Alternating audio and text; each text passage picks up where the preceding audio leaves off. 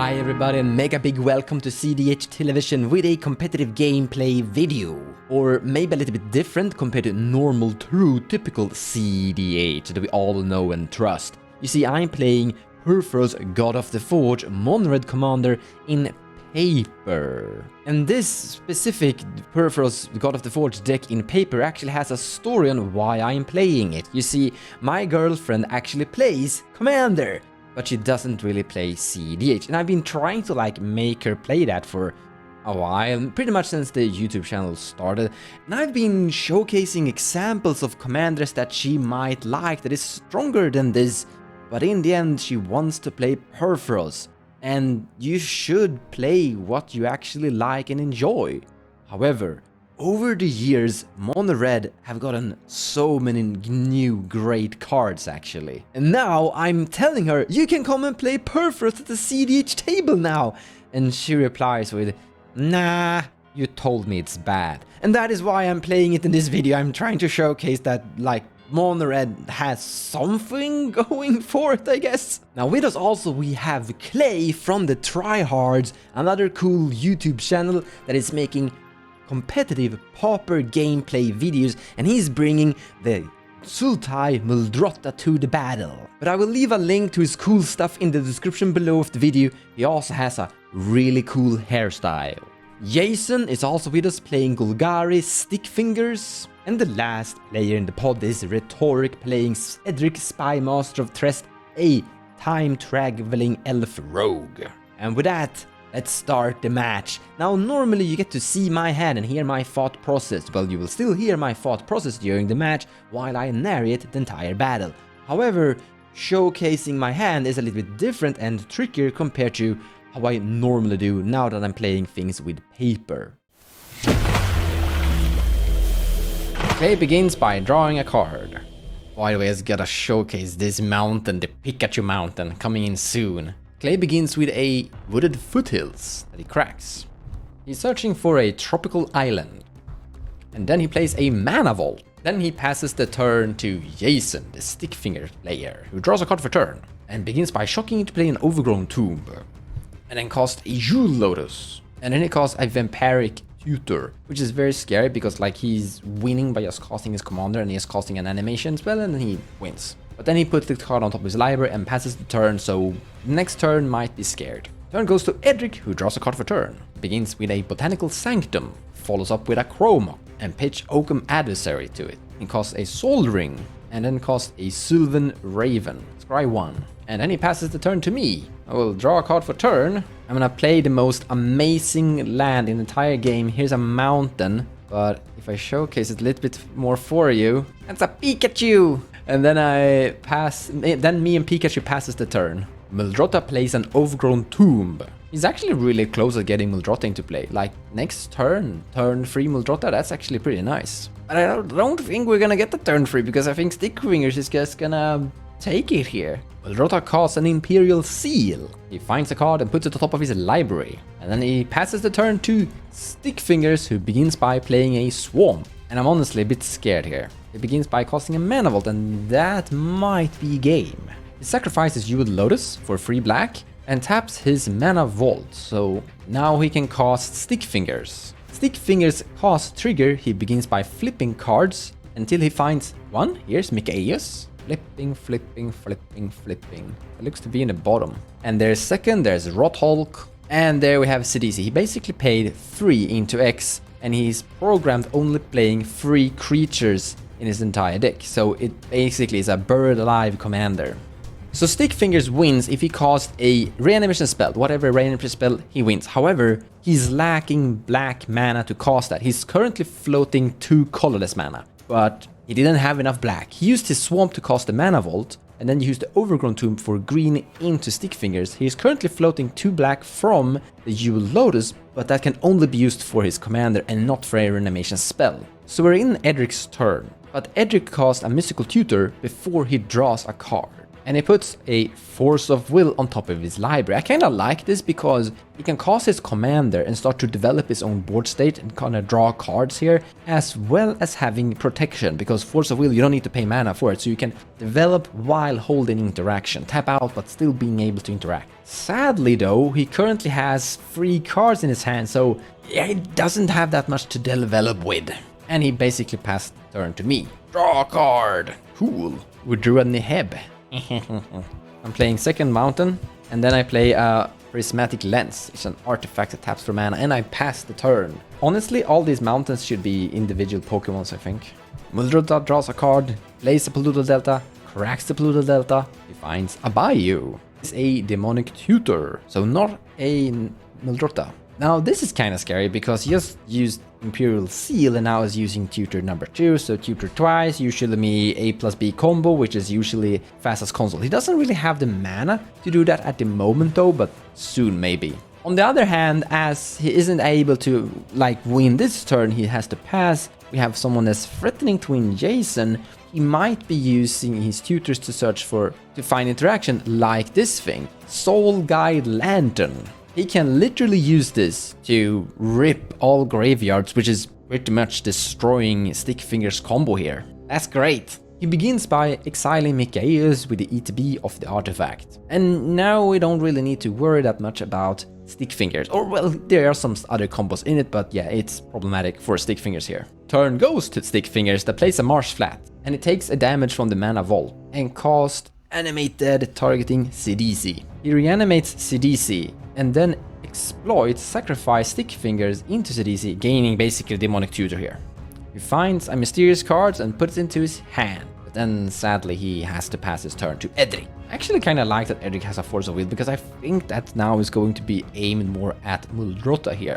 I'm not really the threat, Stickfingers isn't really the threat anymore, but Muldrotha could be very explosive. I kind of like how this game is kind of developing. Here we have a Edric. I kind of like Edric. I'm producing a lot of goblins in this deck. He then attacks at Jason and draws a card because of Edric. And then he passes the turn to me. I'll untap. I'll draw a card. Drew an Eldrazi Displacer. Kinda cool. Land drop, Reliquary Tower, 4 mana, Neheb, Dread Horde Champion. And I pass the turn. The reason I actually play Neheb Dread Horde Champion instead of playing my commander is because I can attack with it next turn, gain a bunch of mana, gain a card draw from Edric, gain some card draw from itself, cast my commander Purphoros and maybe my big Goblin Rally or Eldrazi Displacer for some tremendous amount of cool damage. But also I kind of need card draw to just go through the deck here. And the other place to cast Purphoros first and then next turn cast Neheb. But honestly, I kind of want to speed up on the card draw. Talking about card draw here, Muldrotha is casting Windfall. I kind of like that. I do want to replace my hand. Or well, I kind of want to cast the Goblin spell, but sure. 5 is the big count. I currently have 5 cards in my hand. So if we would win, we would gain all 5 cards here, and I would pretty much lose most of it here. The Windfall happens! Alright, we're drawing 5 cards. We draw Darksteel Ingot, Muldrotha Forge Master, Grinding Ignis, that's kind of one of our combo pieces, lots of damage with this. Bought Vessel, and Ankh of Mishra. Didn't draw any lands. Worthy mention is that Muldrotha discarded a Hermit Druid. So looking at what I drew into, I kinda like the Grinding Ignis a lot here, but the rest of the cards can basically go, I think. Muldrotha Forge Master is great, but I don't have enough artifacts currently. Muldrotha begins by casting a Chromox after the Windfall and imprints a Seal of Primordial. And then he casts a Deathrite Shaman. We got lots of grave hate here currently. And then he passes the turn. Stickfingers untaps and draws a card, lose a life to the Mana Vault, and casts a Mana Crypt. I kinda like that because that's gonna speed up his death, and plays a Lion's Eye Diamond as well. And then a Prismatic Vista, another way to lose life. And then he casts Adnos. That was a great card to draw into from a Windfall. Everybody pass around the circle, and Adnos begins. Begins great. 3 cards only lose 1 life, or life loss. And there's Aetherflux Reservoir, so I think we could see a game loss here. Depends. So now what he needs to do is just ritual out a bunch of stuff, get his Aetherflux into play and storm off. He begins by cracking his Prismatic Vista for a Swamp, and then he casts a Dark Ritual, gaining 3 black mana. And then he casts a Soul Ring with 1 of the black mana, and a Fellor Stone. And he casts a Wishclaw Talisman. And then he pays 2 life to cast Noxus Revival, putting Dark Ritual back on top of his library. He's down to 5 life. And then he passed the turn. I think he's dead. So, a little bit tricky to actually get there, because like, you need to draw into a lot of rituals, and he didn't get enough rituals to cast his Aetherflux and continue the Storm Run, basically. Down to 5 life. Wow. Turn goes to Edric. He begins by playing a Gaia's Cradle, which currently taps for 2 green, but probably more soon. Taps the Cradle, and plays an Oran Frostfang. Nice! That's like Edric number 2, great card draw here. Also a great attacker, like Death Touch and stuff, lots of defense. And then he goes to combat. He attacks with the Sylvan Raven at Jason, and Clay is getting the Edric swung at him. Jace takes 1, goes down to 4, and Clay doesn't block either, taking 2 damage. This means 4 cards for Edric, that's very scary. Like, this is Edric turns. I feel really great about choosing Neheb here, because how to beat Edric is basically draw more cards than Edric. Edric then pass turn.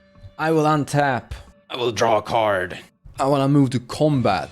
I'm attacking with my Neheb at Clay. 5-4 trample coming your way, buddy. He takes the 5, no blocks. So I will first draw a card for Edric. I will then have a Neheb trigger below Edric. So still Neheb trigger on the stack, I will draw this card. I draw a mountain. Then Neheb trigger, I will discard 6 cards. 1, 2, 3, 4, 5, 6. 2 mountains, Muldrotha, Ash of Mishra. This inks 2 artifacts, so I will gain 6 red mana and I will draw 6 cards. We'll draw Krenko Mob Boss, Goblin Rabblemaster, Dual Caster Mage, Swamp Mountain, an active Volcano, that's good. And Boil. Landrop Mountain. I will use 3 red and this colorless to cast my Purphoros, God of the Forge. I currently have 3 more red mana in my mana pool. I will use this mountain and the 3 remaining red to cast Krenko Mob Boss. And all of you takes 2 damage. He can tap and create currently 1 goblin, but well, more goblins, more good. And then I pass the turn. We could have unloaded a little bit more there, because we have 3 more red mana and kill Jason, but I do have a dual caster mage that has flash, that I can cast an instant speed and basically kill Jason whenever I want to. Also, I think I want to keep this just to have interaction versus my opponents here, because if they cast like an ad nauseam, I can ad nauseam, or they cast a tutor, I can tutor. Or counterspell. This is just a great card to just keep and have it at the ready. I also have this active Volcano that's great, like destroying Edric. That's probably what it's gonna do. It's like destroy target blue permanent. That's usually great. Muldrotha sacrificed the lantern to draw a card.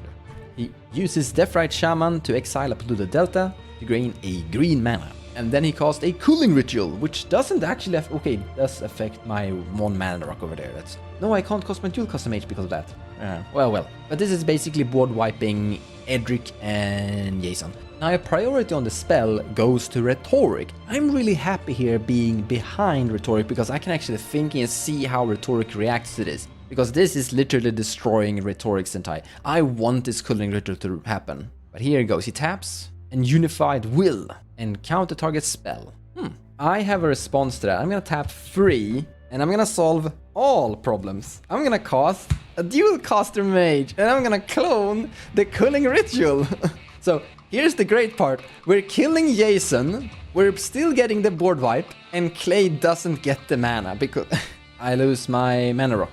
Now turn goes to Edric. Look at that tiny board state. I'm the one who's ahead. Nice. And Purphoros is currently alive. It's a big 6/5 indestructible. Nice. It can block the Orange Frostfang, that's great. Edric plays a Misty Rainforest. Now I'm actually a little bit scared about Edric because he still drew a lot of cards. His Force of Will is in his graveyard, that's great, but it could be hard to actually keep up with him. Here he goes, playing a Llanowar Elf, increasing that Gaia's Cradle amount. And then he swings at Clay with Edric and Oran Frostfang. Muldrotha takes 4 damage and Edric draws 4 cards. Like, that's game winning potentially. If he draws into an extra turn here, I think we'll lose. And he plays a Lotus Petal. Like, the chance of him actually winning here with his extra turn is pretty good here. He currently has 6 mana with a Lotus Petal and 2 blues without a problem. 3 green from the Gaia's Cradle he taps. Then he cracks Misty Rainforest. And there we go, Temporal Manipulation, and I think it's GG's. Honestly, maybe I should have kept my dual caster mage here for this. But it felt so great doing it. and at the same time, like, Edric would have had enormous board state if we didn't, and been able to draw into more cards, and huge chance of drawing into lots of like, his card draw right now is so great that drawing into interaction against my dual cost mage isn't a big problem for him, isn't hard for him. He plays a forest, he casts Ponder, then he goes to combat at our favorite poor punching bag Muldrotha.